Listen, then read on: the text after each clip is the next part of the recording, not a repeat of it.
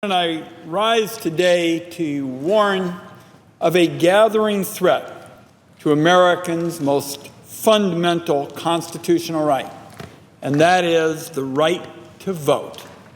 51 years ago, President Johnson urged the Congress to pass the Voting Rights Act. And in the face of implacable opposition from southern states, President Johnson laid out the stakes. He said, and I quote, "Every American must have an equal right to vote. There is no excuse which can excuse the denial of that right. There is no duty which weighs more heavily on us than the duty we have to ensure that right." Sadly, half a century after that law began to remove the most offensive obstacles to voting, Americans now face new barriers to exercising their fundamental right to vote. Across our land, there are stories of long lines, inexplicable purges of voter rolls, and new requirements that make it still harder for our people to vote. There is absolutely no excuse for accepting this sorry state of affairs. There is no excuse for citizens in Arizona to wait 5 hours to cast their ballot. There is no excuse for citizens in Rhode Island to find 2 out of every 3 polling places have closed. There is no excuse whatsoever for poor communities and minority communities across America to see their polling places shuttered. Seniors and disabled Americans should not have to wait in long lines or struggle to reach polling places in America. Working parents shouldn't have to choose between going to work or going to vote. Voting should not be a test of endurance. It should not be a Kafkaesque experience in defeating bureaucracy and wading through red tape. Increasingly, too many voters show up to the polls on Election Day only to find their name somehow magically has gone missing from the voter rolls, or their ID doesn't meet some new, even more burdensome, even more restrictive requirements. There is no excuse for our government to turn away citizens to say their vote just doesn't count because of a clerical error or an unjust technicality. These grossly unfair obstacles have sprouted like weeds across our country ever since the Supreme Court overturned large portions of the Voting Rights Act in 2013. According to the Brennan Center for Justice, just this year, 17 states have passed new laws or rules to make it harder for their citizens to vote. Let me repeat that. 17 states in America, just this year, new laws, new rules, new hurdles for our people who want to vote. And thankfully, there is a solution. My home state of Oregon has led the country in making voting more accessible. In Oregon, every voter receives a ballot 2 or 3 weeks before Election Day. Ballots should be arriving in mailboxes across the state over the next few days.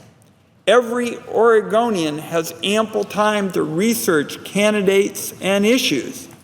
And rather than waiting in long lines, Oregonians can mail their ballot back or drop it off at ballot collection sites, many of which are open 24/7. Nobody has got to take time off work just to exercise his or her constitutional rights. So let me repeat. In our state, we've made this work. Every voter gets a ballot 2 or 3 weeks before an election date.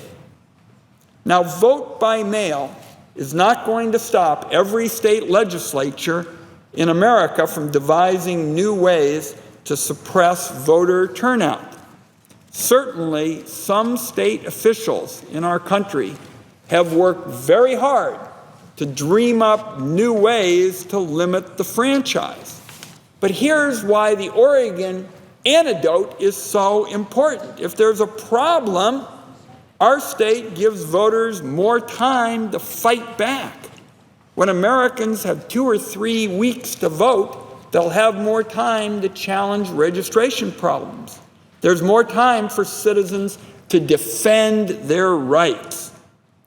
Oregon has been voting by mail since I was first elected to the United States Senate in 1996, and we went to all vote by mail in 2000.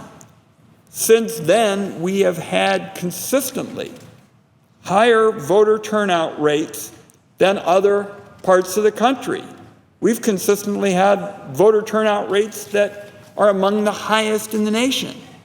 Oregon voting rates are especially high among young people and in midterm elections. And as an added benefit, this should appeal to all senators. Studies have shown that it saves money to boot.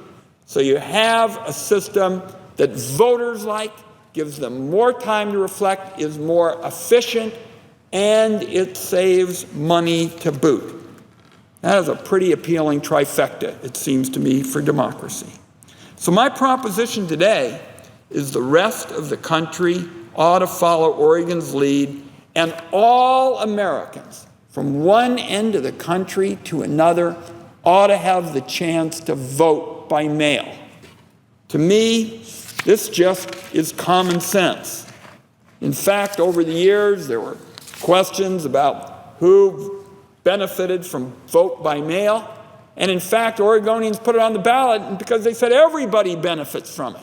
And there was support all across the political spectrum. So today, I rolled out a new proposal for national vote by mail. And it builds on the Oregon system. The plan is simple.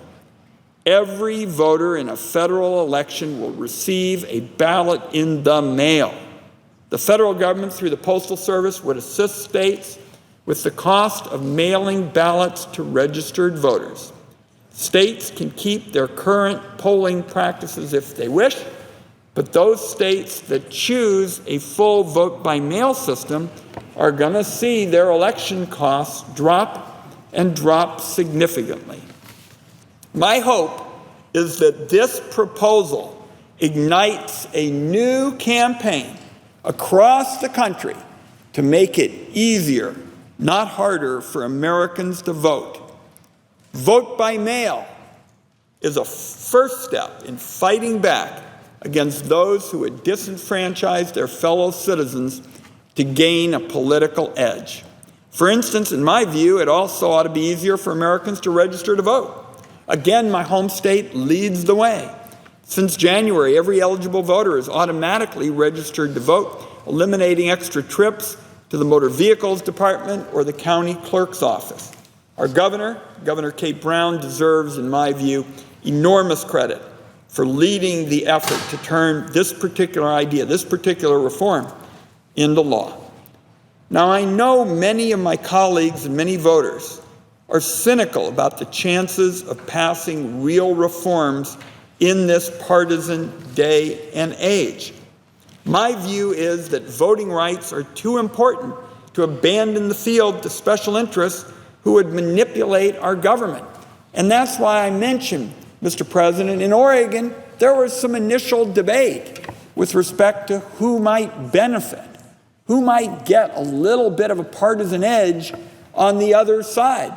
And Oregon voters said, nothing doing. We all think this is in our interest, making it easier to vote, making it easier to correct an error, cheaper than the alternatives. So I urge my colleagues and voters this afternoon to take advantage of this opportunity to promote real reform, reform that we have hard evidence shows actually works, to make sure that every citizen in America who wants to vote has that opportunity. And Oregon, once again, paves the way to making sure that there are real solutions to an enormous challenge. Mr. President, with that, I yield the floor.